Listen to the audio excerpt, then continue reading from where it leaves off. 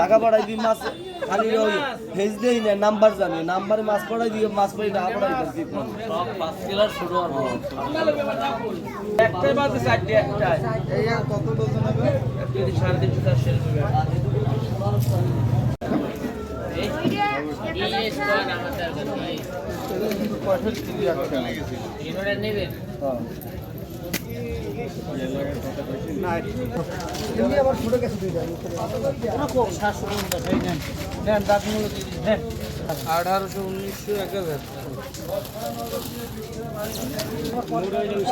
আমার কত